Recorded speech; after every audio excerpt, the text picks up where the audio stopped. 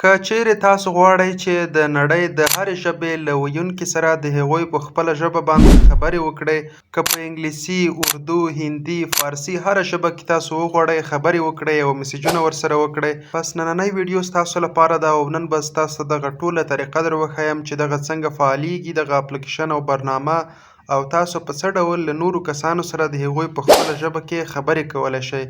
هغوی تاسو ته کوم پیغام رالیږي یا میسیج درته رالیږي هغه تاسو کولی شئ په پښتو ژبه باندې وګورئ، او که چیرې تاسو وغواړئ په پښتو کې یو څه ولیکئ خو هغه د دوی ژبې ته ټرانسلیټ او ترجمه شي. همدارنګه تاسو کولی شئ خبرې او غږیز پیغام هم ورباندې ټرانسلیټ او ترجمه کړئ.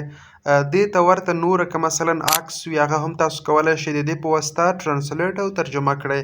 راځئ چې تاسو ته دغه طریقه په عملي شکل سره در وښیم.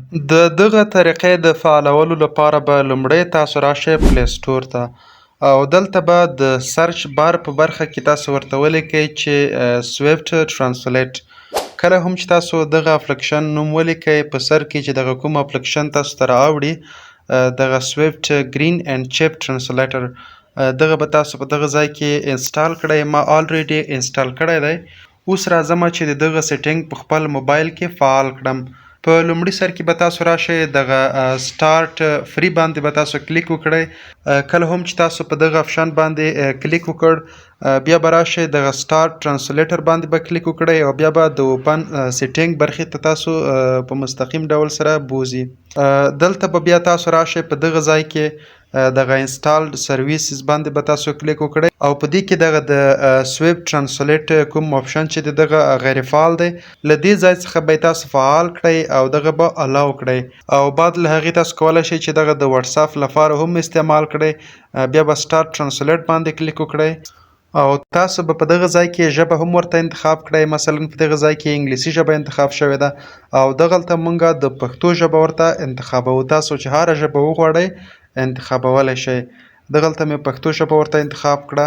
اوس راځئ چې وګورو چې څه ډول دې باندې لیکنې او میسیجونه پښتو ته را ترجمه کولی شو. دې لپاره زه ځم واتساپ ته او هغلته ځینې میسیجونه ورباندې ترجمه کوم.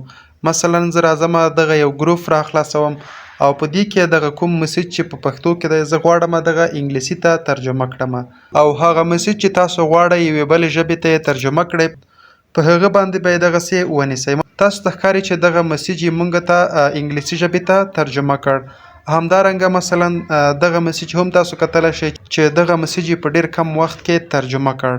اوس راځئ چې یوه د انګلیسي لیکنه پښتو ته ورباندې ترجمه کړو. مثلا زه راځم دغلته یوه لیکنه کوم او هغه بیا پښتو ته ورباندې ترجمه کوم. اوس راځئ چې دغه لیکنه هم پښتو ته ورباندې ترجمه کړو.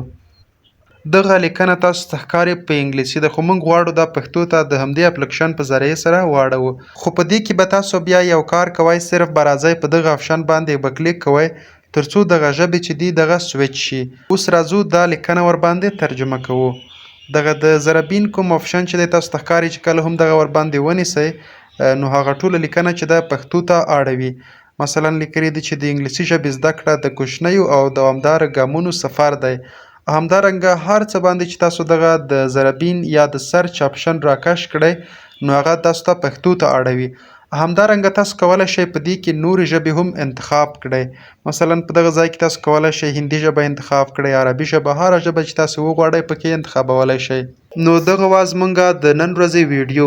که چیرې مو خوښه شوې وي درسره لایک او چینل سبسکرایب کړئ. تر بیا بچیه ستاسو لپاره راځم، درڅخه اجازت اخلم. د الله په امان.